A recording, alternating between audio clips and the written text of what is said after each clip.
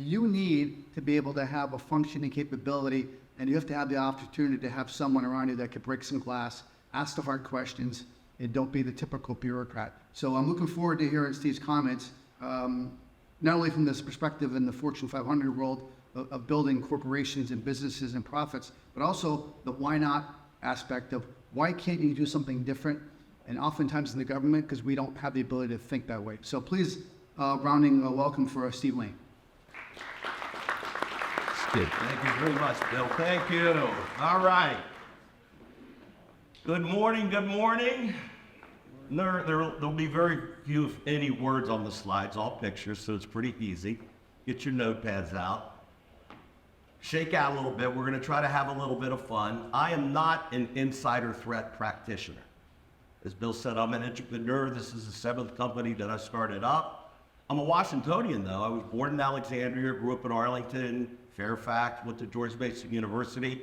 Used to do field trips all the time. I went to Fairlington Elementary School over off of Shirley Highway in South Arlington, and had the honor to grow up with a lot of staff from Capitol Hill, the administrative branches, the Pentagon.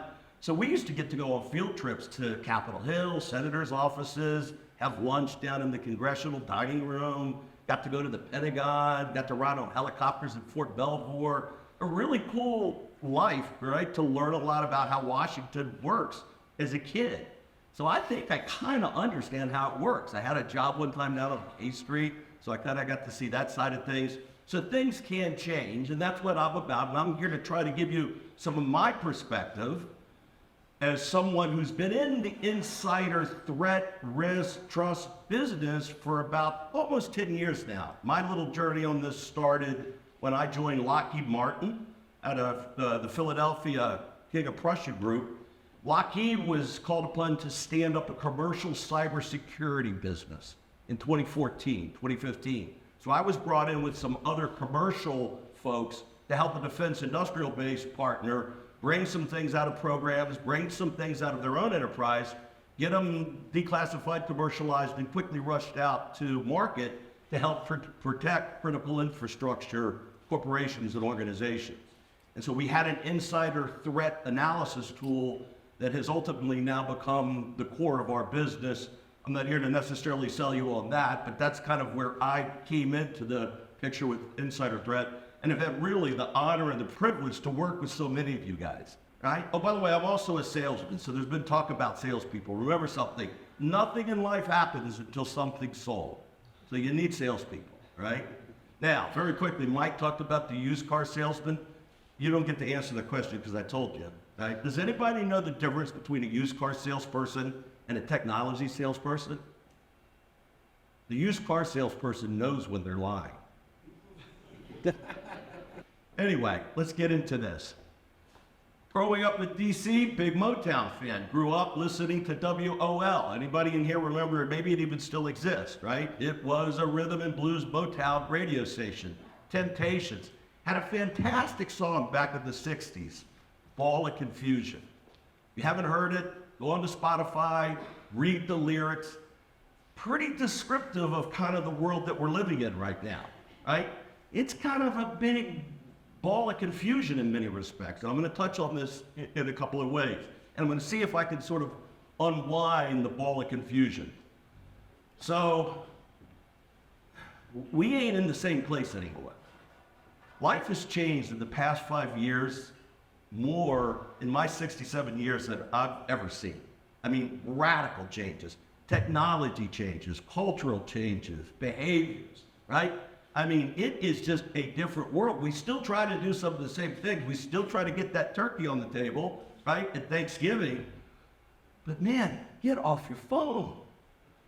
These things are everywhere. There's not a person here that doesn't have one of these. Some of you carry 2 of them. And I mean, what about the behavior that's, coming out now as a result of this, right? Some gamer announces on some social network that he's giving away free games, and you have a riot in the middle of New York City. I mean, how does that happen? This is a problem. Ball games changed a lot in this department, right? I believe this was taken from one individual's home, I think in Florida. I don't know if it was the ATF or the FBI or all of them, right, that rounded this up. But I mean, we've got more guns. I don't need to explain this to you. You get it. What about this stuff? Bitcoin, crypto. Whatever happened with just, let me give you 20, $5, what have you, right? I hope those of you that played this game got out quick and made your money, because this turned into a complete show. How about the lottery? There were no billion-dollar lotteries 5 years ago, 10 years ago. Now you can go down to the liquor store or the gas station or the grocery store, buy a lottery ticket, and you might be a billionaire. Billion-dollar lottery. This will come back in my presentation. How about this?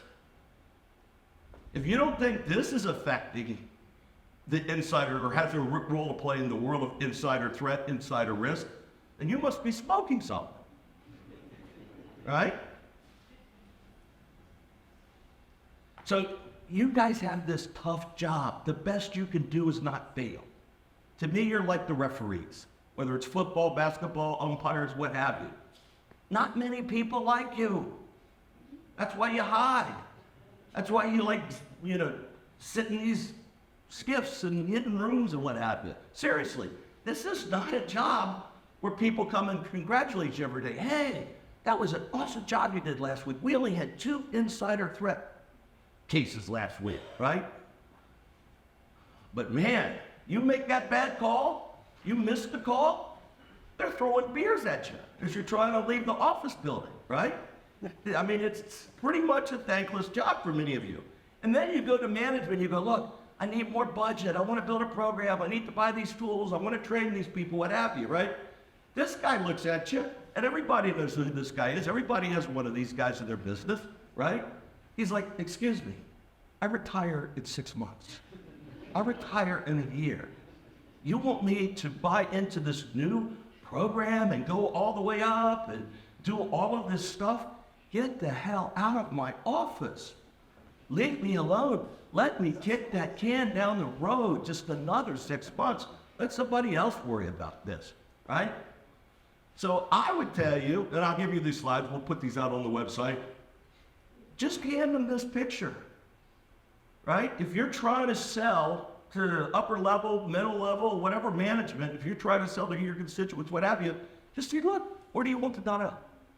Right? I can put it anywhere you want. You want to let the dial go all the way hot red? We can do that, right? This is going to come up here in a second as well, right? It's not just about problems and danger and risk. It's about the money. So, insider threat's going away as of the end of this presentation. It'll be done. It's gone. We're not going to use the term insider threat much anymore if we have to. It's going to be like pickleball. Who plays pickleball? So we got somebody that loves pickleball, right? What the hell is pickleball? I mean, but like those people running, it's invading America. I was talking to some Australians the other night at the reception at the Australian Embassy. It was a lovely event. And they were like, pickleball? We've never heard of this over there. I go, don't worry, you will. So this crazy sport didn't even exist 5 years ago. What the heck was it? And how do you come up with the name pickleball? What does pickle have to do with this sport whatsoever, right? Maybe names don't actually have to mean anything if you're using names. But it's taken off like a rocket ship, right? Fastest growing sport in America. Compound annual growth. ESPN's covering it on television right now. In my township, we used to have 24 tennis courts. Now we have 48 pickleball courts. You can't play a game of tennis in Upper Euclid Township, Pennsylvania anymore. But boy, you can play some pickleball. That is what is called a hockey stick or a J-curve in the technology business. That's fast growth. That's usually followed with high stock prices and lots of money, right? That's what is ready to happen in the next, I think it's happening right now. Based on the attendance that came here, based on having come to this event now for the past 4 years, just where things are going, we're at the bottom of this rapid ascent up in insider whatever we're going to call it. So the trend is your friend. That's number one. You've got the trend on your side. You probably know more people are coming to you on a regular basis asking you about this thing, insider threat. This guy here, anybody know this guy? Come on, who watches television? Who listens to the radio on the way to work? John Morgan? Morgan and Morgan? Pound Law, John Morgan. He's the country's biggest and most successful tort lawyer. $15 billion this guy's raked in. Typically from big companies, right? Big retail companies, big manufacturing companies, big service companies. This is who you call, okay, if you had a fall. John Morgan, right? And the reason is that all organizations in this country are bound by a legal principle, duty of care. You have to provide a basic duty of care. You got to sweep the floors. You got to wipe down the spills on aisle 3. You've got to provide a healthy and safe work environment for your employees, right? Everybody knows this. But what if you don't? What if you're negligent, right? What if you're grossly negligent? Now that's a problem, because in America, if you're grossly negligent, in most states and the federal courts, the damages are unlimited, right? Simple accidents, you get in a car accident, somebody gets hurt, what have you, maybe you can get $3 or $4 or $5 million out of the deal, right? All bets are off when you go here. Just ask the folks at BP. BP shelled out $20 billion with the help of the Department of Justice and a lot of other people. Now that is an interesting board meeting, right? When you have to sit there in the boardroom and go, where are we going to come up with that $20 billion? What's that going to do to our stock price? Shit, I'm not going to be able to buy that beach house in Kiowa that I thought I was going to get. Twitter makes up some stuff about their numbers and their sales. Who shows up? The class action lawsuit folks. We're going to sue you. You were negligent. You lied to us, right? What's your problem? So what will you do when the subpoena server, right, when the process server shows up and knocks on your door and says, oh, you know that case, that situation? Maybe it was workplace violence, maybe it was sabotage, maybe it was fraud, maybe it was a cyber incident. We're suing you now because of that, because somebody was harmed. Oh, and by the way, we're suing you for a lot of money. Oh, and by the way, also, we're here to pick up all your Splunk logs, all your ForcePoint logs, all your Microsoft Office 365 logs. Oh, give us all those logs out of Workday, ADP, your Oracle systems. Give us all that stuff. It's called e-discovery, right? Everybody has a hard time getting data, right? They won't give us data. They won't give us data. Guess what? These guys show up at your door. You have no choice. Everybody has to produce the data, right? So you got to get that data. But that data doesn't fit in boxes anymore. That data is out there, and it's huge, and it's voluminous, right? And it's expensive to get. And in many cases, it's very problematic, because here's your world of cybersecurity, right? This is from Momentum Cyber. They're an investment bank. I think there's a couple of thousand companies here. There's so many others that aren't in here. They're in like 18 different sectors. It's a rat's nest. It's a mess. Any of you people that deal with this on a day-to-day basis know that it's a mess, right? I mean, these are all great companies. I'm not picking on anybody other than the industry. It's nuts. Now, there's a reason why this happened. Zero interest rates in venture capital. So the past 10 years, the VCs have been playing with free money. Wasn't hard here. I'll give you 5, I'll give you 10, I'll give you 50, what have you. That's over. That game's gone now, right? Silicon Valley Bank goes down, ball game's over. So you'll see this year, I mean, by this time next year, this slide will reduce by 50%. Another year later, there'll only be 25 companies up there that matter, in my opinion. So, They come, Morgan & Morgan shows up, they get the subpoena, they want all those logs, all of that data, all your case files from your case management systems, right? Because we're going to court now. Oh, you're not worried. You got it covered. Bob's going to take care of this. He's going to go and testify. He's going to go to court and tell the jury that this is how we do it. Yeah, we're not grossly negligent. We got this system. We take this and we put it over here and we look at this and we look at that. So, no, we weren't grossly negligent. Are you kidding me? The jury's like, what are you talking about? This makes no sense to me whatsoever.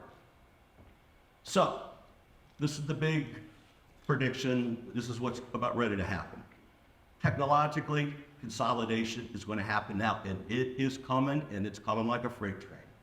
And for the legal reasons in a way, but also for a lot of other reasons. This is from Gartner Group.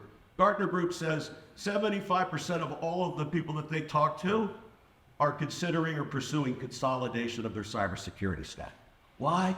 Because it doesn't work very good the way that it is set up right now.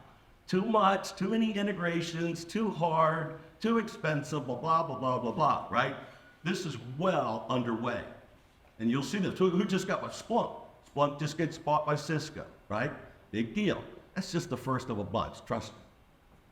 Here's where it's going to go. These are the players. Why? Because that's where all the data lives now. Right? So again, if you're going to have to go to data, if somebody, general counsel's office shows up and says, hey, we need to get all the data, let's go where to go get it, right? Today you go to 40 different log systems to go find it. You'll just get it all out of here because that's where it's going to go. By the way, speaking of names, right? It's not Google anymore. Now it's called Alphabet. So the names will change, but the players will remain the same. Why? Anybody go out to Ashburn, Virginia regularly? There's a hand. So I was out in Ashburn a couple of weeks ago. This is a data center under construction. I counted no less than 15 of these things out there off of the toll road, right, in the Ashburn area. They're just big, huge concrete buildings that look like they're 1 million square feet on a couple of floors with no windows and 2 rows of fences around them. That's where the cloud is. I think if you look over here, there's a sign, Cloud HQ. That's the company that's building that thing, right? So these data centers are going in, and I see them across the country. They're going in across the world, okay? And the reason is, one of the reasons is this guy, Jensen Yang, I'm not exactly sure how to pronounce his name, but he's the CEO of NVIDIA. Hopefully somebody's bought some NVIDIA stock in the past few years because you're smiling right now. These guys have the 80-cylinder engine Ferrari par excellence of chips, right? They have the AI chips that are going to power the next revolution. And they're certainly now starting to power the insider threat, insider risk revolution, okay? This woman here, national hero, Admiral Grace Harper. Admiral Harper was one of the first computer programmers in this country. Served a distinguished career in the Navy, responsible. Yeah, I could go on and on and on about Admiral Hooper. Just go to Google, Wikipedia, and read about her. She invented the term debugging. They found some logs in a relay system on an early stage computer in the 50s, and get that out of there, debug that computer. There's a picture, that's not a good image, but they have a chip now. NVIDIA just came out with their latest, greatest, hottest chip. The thing's on back order, I think, for like a year, right? They can't get them fast enough to put into these data centers that they're building. But man, this thing can crunch some numbers. By the way, it's not artificial intelligence. That is a completely ridiculous term. At a minimum, there's nothing artificial about any of this stuff. It's just math. It's purely math. You're purely adding, dividing, subtracting, and multiplying. That's all this is, right? But this sucker, it is a screamer. And it's just the beginning. There's better stuff coming after this. So,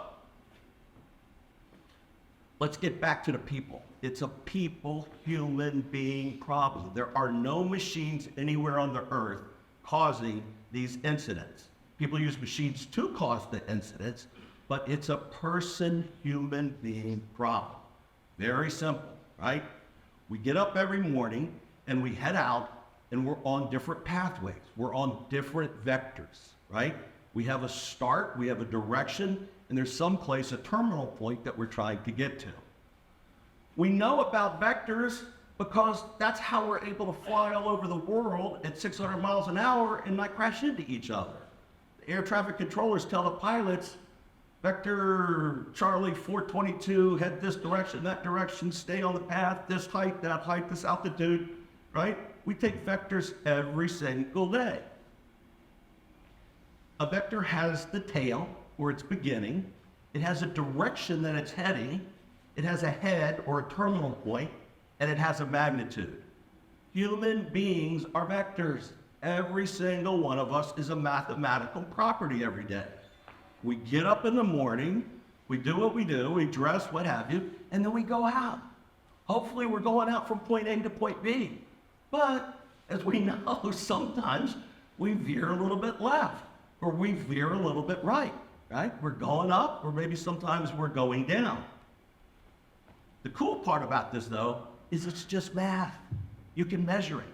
You can measure human behavior. You can measure human performance. We're no different than an airplane or a satellite. You can see where we're going, where we came from, right? These are very, very simple mathematical equations. Because the point is, we want to try to just stay in balance, right? When we wake up in the morning, we don't want to be tipping left, because if you do, you're going to go in circles in that direction. If you tip right, you're going to go in circles around in that direction. So if you want to go anywhere and you want to get ahead in life, you want to stay balanced and you want to keep going. But you know what? That's easier said than done, right?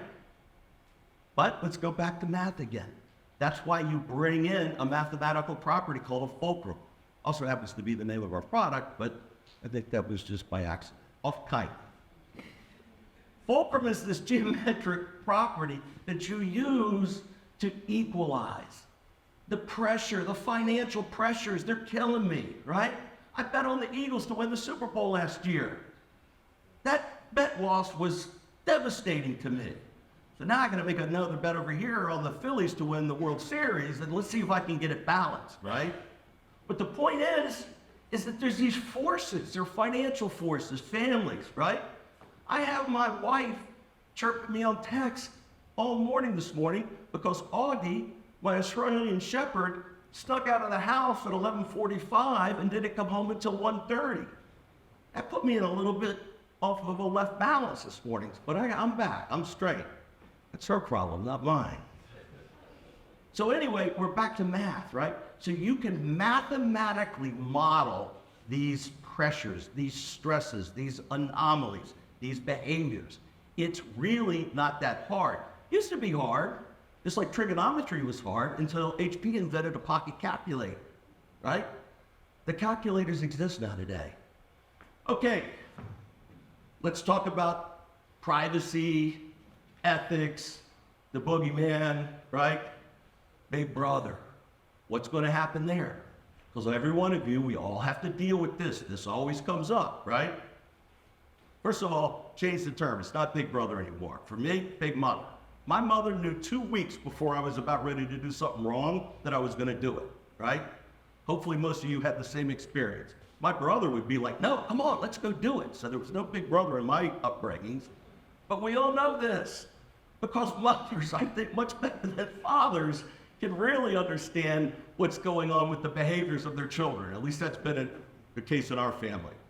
These guys, we've got to make these people our best friends. We are not going to be successful in this mission if we don't get the ACLU to endorse this. Now that's crazy talk, I kind of understand that, but I saw this picture that they have on their website that says you belong here, so to me that means I belong there. I need a seat at their damn table. We need a seat at their damn table, right? We need to get them to tell us what they think is acceptable because we have to do this, right? I think this is where it's kind of going to go. So from a marketing, sales, naming, word, this is sort of where I'm at right now. in this. And I know this is a great, healthy debate amongst all of us, right? I mean, insider threat, cool. You're not going to sell anything with that name.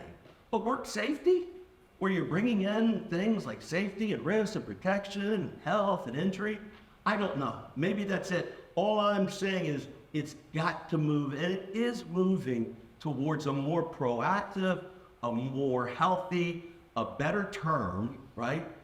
We're not going to call it pickleball, but my point being is that there is a new term that we can use that will make this a lot more interesting and a lot more desirable. All right? I don't know if any of you have worked in factories or plants or, places where they have these types of signs, but we got to promote this to people. Folks, first of all, if we have to shut the place down, if an incident happens, guess what? You might not get paid for a week or two, right? I mean, what if the whole company goes down, et cetera? We're better together as a team. You've got to ultimately get everybody on board with you. Okay, very quickly, finally, this is what I predict is coming. I don't know exactly how it's going to play out. I think it's kind of a combination technical, sociological, and marketing challenge, but I guarantee you people are going to get it figured out because there's a lot of money here at stake. So today, we have, and what am I talking about? I'm talking about a universal trust score, right? Where you will have a trust score issued by someone, validated by someone that you will use that will get you privileges that others that don't have it don't get. Why? Because you're more trusted. TSA's figured it out, right? Who would want to turn in their TSA pre? Oh, but there's even a better level of this. Come on into Clear. We'll get you on that one because then you just look at the camera and it'll let you in the door. Oh, what about Disney? I don't want to wait 2 hours to go on Space Mountain or whatever the ride is. I'm going to buy the Genie Pass. I'm going to get vetted and pay them that extra money so I can go in the little side door because I'm a Genie partner with Disney. So now everybody's sitting out there going, dude, don't you know about the Chinese social score? What you're talking about is the Chinese social score. I mean, is that what you're advocating? You're going to try to turn us into communist China? No. I'm just telling you that they have it. If you don't know about it, Google it, read about it.